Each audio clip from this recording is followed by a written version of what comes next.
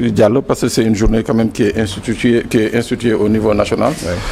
Mais comme moom le concerne il l'a fait. Mais en tout cas pour ce qui est de son avenir politique, je crois il faudra que moom une offre beaucoup plus supérieure à celle bi nga xam ne moom la taxaw Sénégal Khalifa Sall en particulier doon jox Sénégalais yi à Dakar waaye il faut que qu'il ait moom une offre supérieure. Il faut que aussi qu'il aille dans un sens bi nga xam ne offre programmatique bi nga xam ne dana ko jox Sénégalais yi mu doon la nga xam ne bañ a nekk un combat ou bien un programme d'invective, un programme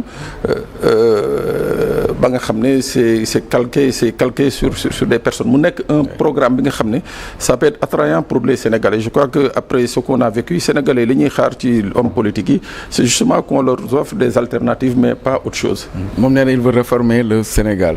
Après il a appelé les jeunes et autres ñu jàpp ci mbir mi. Eh bien c'est une très bonne chose. Ouais. C'est une très bonne chose qu'il ait l'ambition de réformer le Sénégal mais je dis encore tey jii le Sénégal a atteint des niveaux yi nga xam ne ce n'est pas n'importe quel discours qui peut être attractif devant les Sénégalais.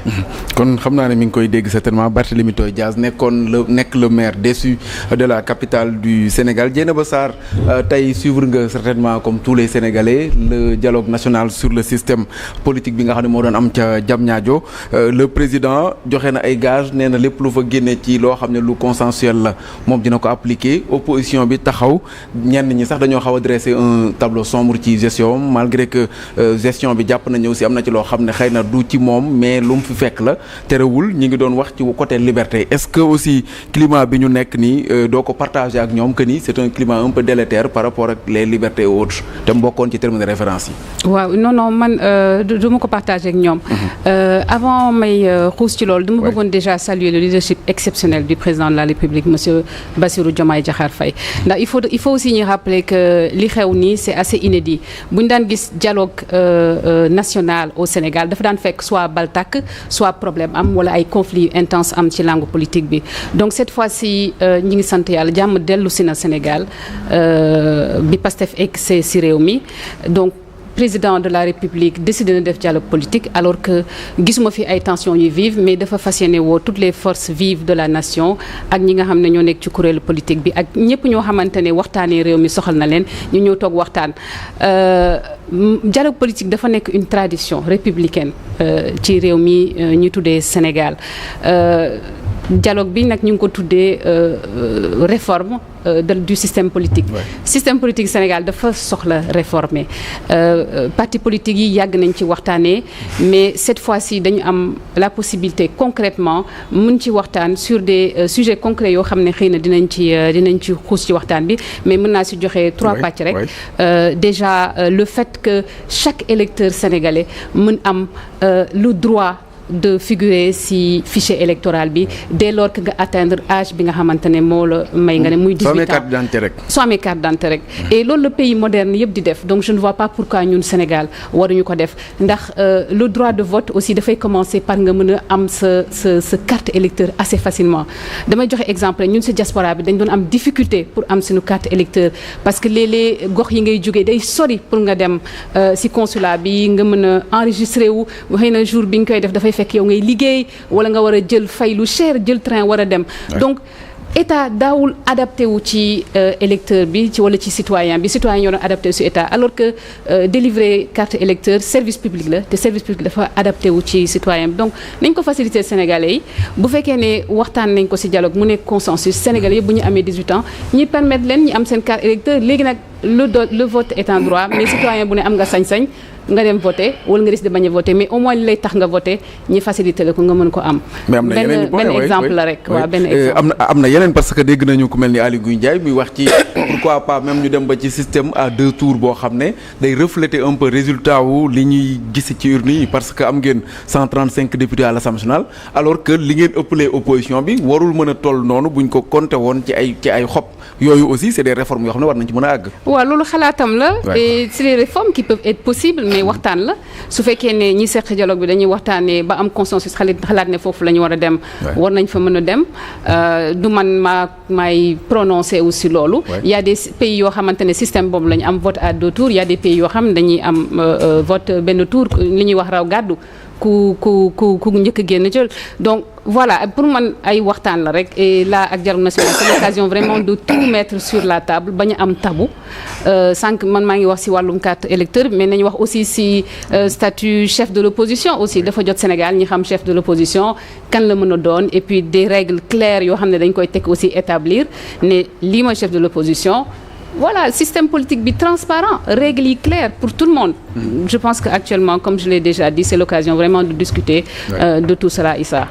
mais dafa am beneen mbir aussi mooy le président de la République Bassirou Diomaye Faye dafa joxe ay gage que ni lu fa génn dinañ ko appliquer dialogue bi lan moo koy. lu fa génn te mu nekk consensus lu consensuel oui.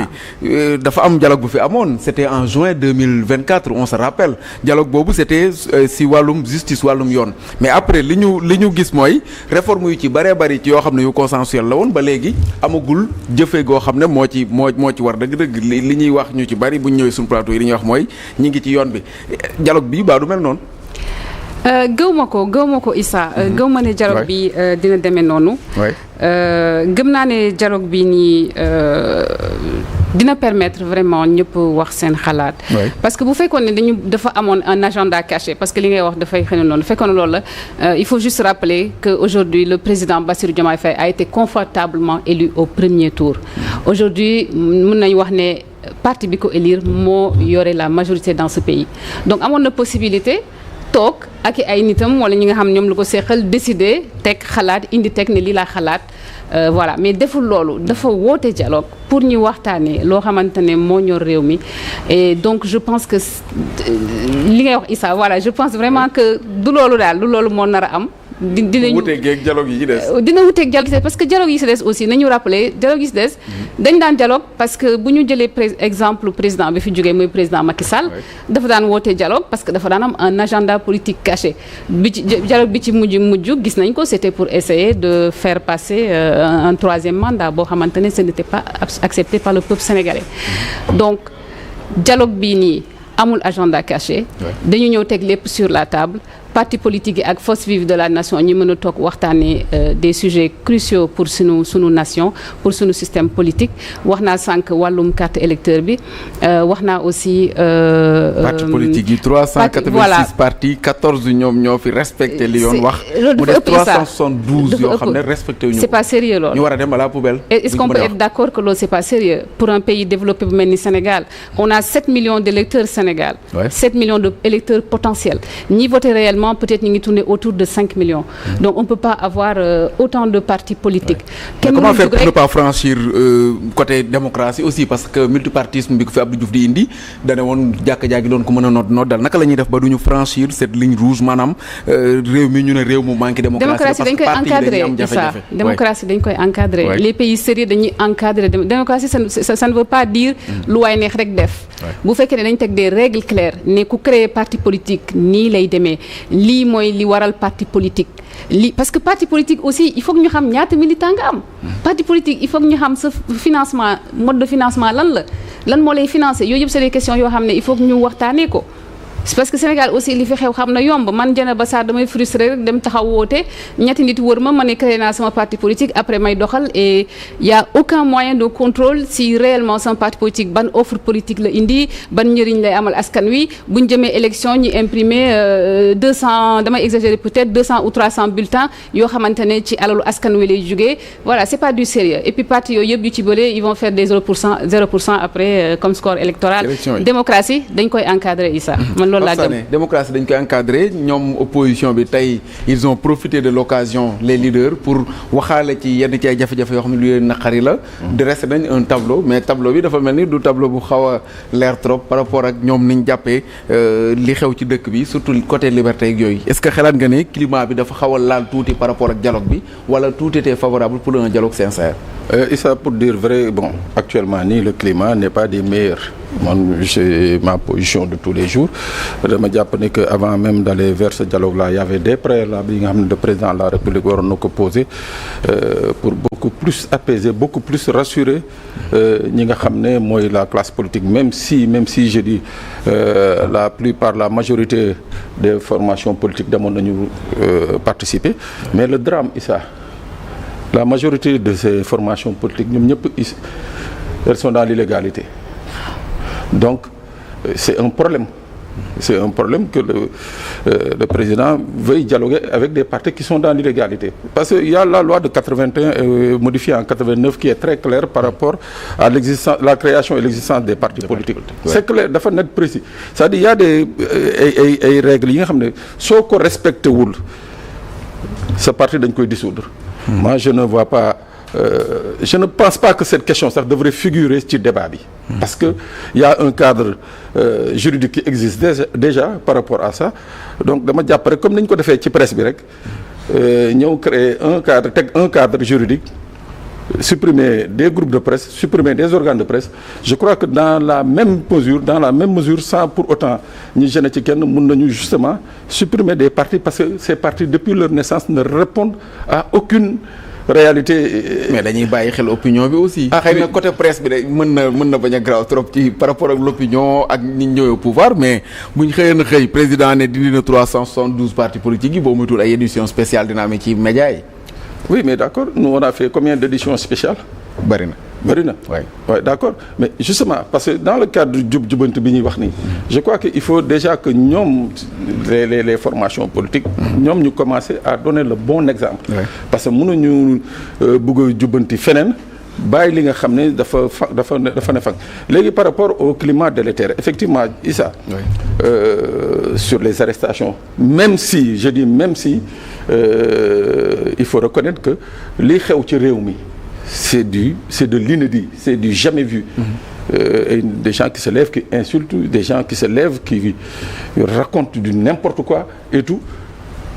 D'accord naa ne que waru ñu leen bàyyi. ñi nga xam ne qu'ils étaient aux affaires. Oui. Moi je dis que cela devrait même se féliciter qu'il y ait cette réduction des comptes parce que mënoo nekk aux affaires pendant 12 ans la nga xam ne c'est un exercice normal ñu ne la dañ la koy appliquer nga ne non duñ la ko appliquer c'est une chasse aux sorcières. Non, c'est-à-dire il faut aussi qu'on essaie d'être élégant dans ce pays. Mënoo nangu les avantages liés au pouvoir pendant 12 ans ñu ne dañuy indi les inconvénients nga ne non inconvénients yi kenn du ko fi indi. Mais non, il y a pas deux types de Sénégalais, c'est des Sénégalais que nous sommes nous tous. su ñu ne tey jii Issa nommé nañ la bërëb sàngam c'est en toute responsabilité nga koy nangoo xam avantages yi inconvénients yi. Mais boo demee nag ba gérer une certaine manne financière surtout nag dans le cadre du Covid, moi je crois que ñii di wax yëpp par rapport à ce climat-là, à cette affaire de Covid, moi je dis que c'est de mauvais procès qu'ils font. Mais maintenant, par rapport aux libertés, moi il y a une arrestation, il y a une procès, moi je crois que vraiment le pouvoir aurait pu bien s'en passer, quoi. Voilà, parce que fi ñu jaar ñoom wax fa dëgg yàlla, je crois que Pastef doit être un exemple dans la société sénégalaise. Un exemple de tolérance, un exemple de dépassement. Xaw ma ndax vous comprenez un peu. Ouais. Non, je dis Pastef quoi. Quand je dis Pastef, vous êtes aujourd'hui aux affaires. C'est-à-dire vous devez faire aujourd'hui preuve de dépassement, dépassionner le débat. Parce que tey jii yéen a yore réew mi et pendant 5 ans benn Sénégalais mënu ci dara. On sera là parce que c'est Pastef qui est au pouvoir et on va vivre au rythme du programme de Pastef. Mais nag am na des trucs yi nga xam ne comme ces histoires-là, je crois qu'il faut pas dépassionner ça, quoi. J'ai un peu de mal à comprendre li monsieur Sané bëgg wax parce que ces histoires mooy lan est-ce que reddition des non je parle pas de liberté côté liberté d'expression yi waaw alors c'est vrai que loolu moom ku nekk mën nga ci am sa ku nekk mën nga ci am waaw la reddition des comptes on est d'accord franc du Sénégal tu payes absolument moi c'est mon qui mais je dis par rapport yenn affaires yi ay voilà on peut pas prendre Pape Sané yóbbu ko instruction alors qu'à côté il y a quelqu'un qui insulte mieux et plus que Pape Sané ñu yóbbu ko flagrant délit. waaw mais fi ma dul d'accord mooy est-ce que loolu lu ñuy